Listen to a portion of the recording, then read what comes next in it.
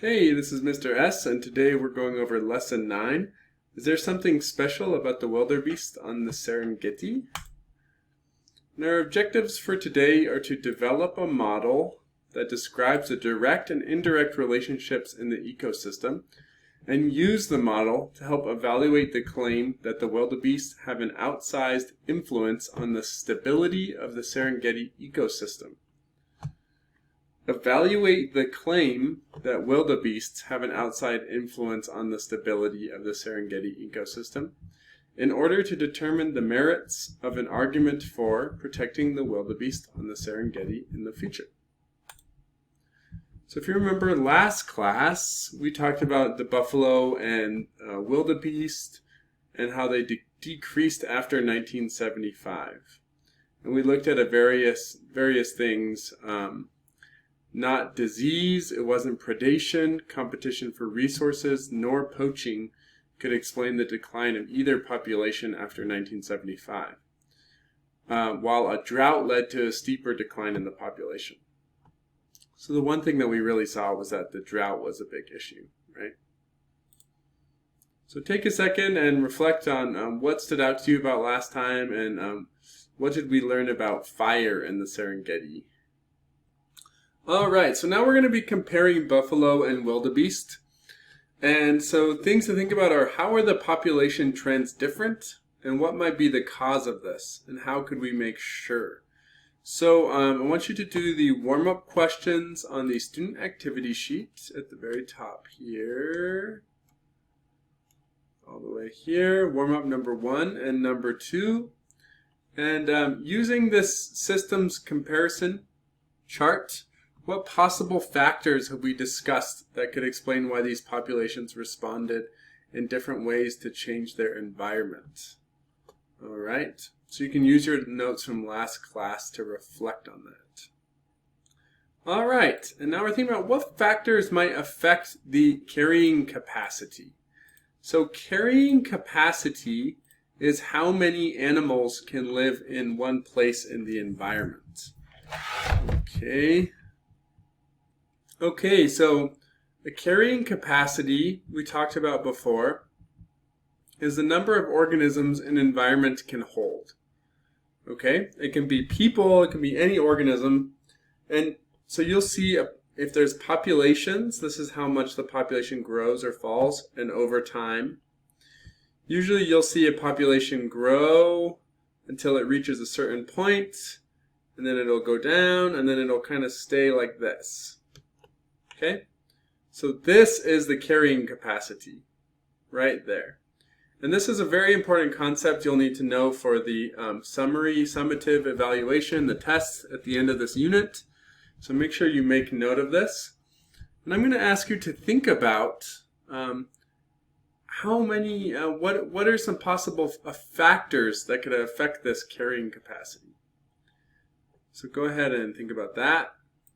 Okay, so hopefully you thought of food, lack of water, space, all the things that limit how many animals can live in an environment. And so I wondered about those factors too, and if other populations have changed in the Serengeti over the past 4 decades. I was able to find these interesting pictures of the Serengeti over time, along with a graph about the change in trees there. Alright, so hopefully you'll work in a small group, but if not, you can look at this data, okay, and really think about what is happening in these pictures. What is the change over time, okay? So this is taken from the same place in 1980, then 1986, then 1991. So think about what you see there, as well as what you're seeing with this tree data. Okay, and go ahead and then answer 3 and 4 with your classmates. And what I want you to think about is, how are the trees related to what might be happening with the buffalo and the wildebeest? What does it mean that there are more trees? And how do you think there got to be more trees? So go ahead and pause the video. Think about those things as you answer 3 and 4. Okay, and so now we're going to be thinking about investigating wildebeests and fire. And so what is the relationship between the wildebeest population and fire in the Serengeti? And why might this relationship exist? So if we look at this student activity sheet, we have these this data about fire. And this graph is the wildebeest population when it's at 1,500,000. And this graph is the wildebeest population when it's at 500,000. Okay? So here you have the fires and over time. You have normal fires and hot fires. So you see that there's a difference between normal fires and hot fires. What else do you notice about these two graphs? Go ahead and start thinking about that. What's the connection between the wildebeest and the fires? What do the wildebeests eat? What if wildebeests eat more grass? Will there be as much to burn as fuel? What if wildebeests eat less grass? Will there be as much less fuel? Or will there be as much fuel? If the fire is not very hot because there is less fuel, how do you think that affects the trees? Do the trees burn as easily or as much? So think about these questions and go ahead and reflect on 5 and 6 with your classmates. And then we'll move on to pause the video here. Alright, so we're trying to come up with a model, right? A diagram of what is needed to understand this ecosystem and what are making some big differences in it. So what might we need to add to our models of the ecosystem after the elimination of the rinderpest in order to have a more complete model of the ecosystem? What are some examples of indirect effects in our models? And what do our models help us see about the role of different organisms in this ecosystem?